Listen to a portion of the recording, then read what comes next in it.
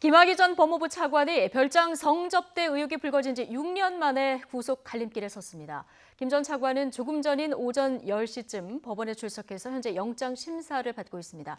뇌물과 성접대 혐의를 받는 김 전 차관의 구속 여부 오늘 밤늦게 결정될 전망인데요.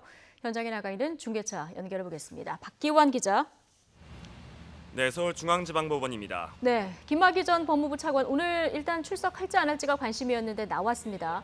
지금 구속영장 심사가 그렇습니다. 진행되고 있을 테니까요. 구속이 필요한가 이런 법적 다툼이 좀 진행되고 있겠군요.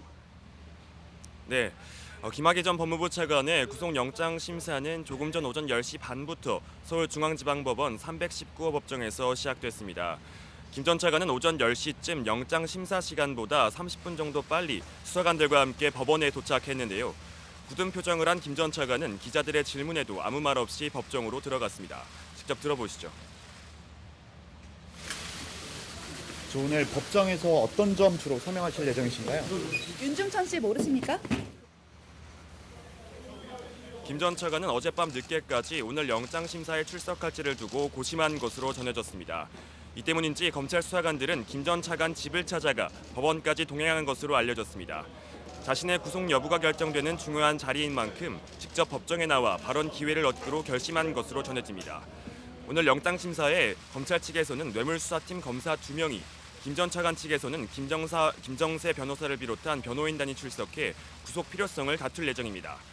오늘 신문이 끝나면 김 전 차관은 서울 동부구치소로 이동해 결과를 기다리게 됩니다. 네, 김 전 차관 크게 뇌물, 성범죄 혐의 두 가지를 받고 있는데 좀 구체적으로 짚어볼까요?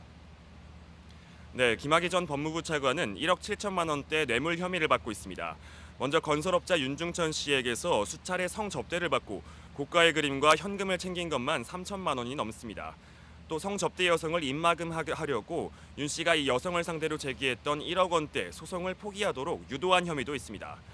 이 밖에 검찰은 김 전 차관이 검사장으로 승진한 2007년 이후 수년 동안 또 다른 사업가 최모 씨에게서 차명 전화와 4천만 원 가까운 용돈을 받은 혐의도 포착했습니다. 앞서 김 전 차관은 지난 2013년부터 2014년까지 경찰과 검찰 수사에서 성폭행 혐의로 조사를 받았는데요. 재수사에 나선 검찰 수사단은 일단 김 전 차관을 상대로 성접대 혐의부터 적용하고 강간치상 등 성범죄 혐의를 추가할 수 있을지 검토하고 있습니다. 네. 자, 구속 여부를 가르게 될 주요 쟁점은 어떻게 됩니까? 네, 보통 구속 사유로는 얼마나 혐의가 소명됐는지, 또 도망하거나 증거를 없앨 우려가 있는지가 고려 사항입니다. 먼저 김 전 차관이 윤 씨와 사업가 최 씨로부터 받은 금품과 향응의 대가성, 직무 연관성을 따져봐야 합니다. 검찰은 두 사업가 모두 검찰 수사를 받은 적이 있었던 만큼 고위 검찰 간부였던 김 전 차관의 직무 연관성이 있었다고 보고 있습니다. 다음으로 가장 큰 뇌물 액수를 차지하는 제3자 뇌물 혐의가 인정되느냐는 겁니다. 김 전 차관의 권유로 윤 씨가 1억 원대 소송을 포기하면서 상대방이었던 성접대 여성이 이익을 취했다고 검찰은 판단했는데요. 윤 씨가 이 여성을 상대로 청구한 1억 원이 실제로 받을 수 있는 돈이었는지 이에 따라 판단이 달라집니다. 마지막으로 도망하거나 증거를 없앨 우려가 인정될지도 관건입니다.